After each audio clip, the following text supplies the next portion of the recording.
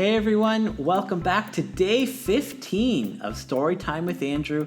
It is the end of our third week, and we are reading today The Young Hero and the Horrible Giant. God's people had some scary enemies, but the Philistines were the scariest of them all. And now the Philistines had come to fight them. The Philistines had a secret weapon called Goliath. And Goliath was a terrifying soldier and, worst of all, a giant. A giant so strong and so tall and so scary that no one had ever been able to fight him and live to tell the tale. So there they were, the Philistines standing on the top of one hill, God's people standing on the top of the other. Every day Goliath came out and shouted, "Send your best soldier to fight me. If he wins, we will be your slaves, but if I win, you will be our slaves."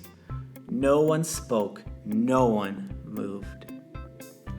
"Chickens," Goliath bellowed, "your God can't save you. I'll rip your heads off and have you on toast." His beady, greedy eyes glowered at them hungrily from under his horrible helmet, as if any minute he really might just gobble them all up. And he laughed his terrible laugh. Ha ha ha ha! It boomed, echoing horribly around and around the dry, dry valley. Well, Goliath might just as well have been a green, slimy monster with 3 heads, because God's people froze with fear.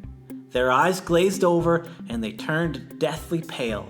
They knew if someone didn't do something quick, if someone didn't save them, but God would do something. He would send someone to save them. Now you remember that David was the youngest son of Jesse, right? Well, his brothers were soldiers in the army. One day when David brought his brothers their lunches, he saw Goliath, and he saw how scared everyone was. "Don't be afraid," David said. "I'll fight him for you." "You're only a little shepherd boy," the king said, "and Goliath is a great soldier. How will you fight him?" "God will help me," David said. So the king gave David his royal armor to wear, but it was too heavy and too big, and David couldn't even walk. "I won't need this," David said. Instead, David picked out 5 smooth stones from the stream, 1, 2, 3, 4, 5, took his slingshot, and walked towards Goliath. Step, step, step. Goliath walked towards David. Thud, thud, thud. "You?" Goliath peered down at the small boy. "I'm little," David shouted up to him, "but God is great." Goliath laughed an even terribler laugh than usual. "Ha ha ha ha ha!" It went. With just one swing of his giant sword, Goliath could finish off the boy. But David kept going. "It isn't how strong you are or how many swords and spears you have that will save you. It is God who saves you. This is God's battle, and God always wins his battles." David put a stone in the sling, swung it around, and let it go.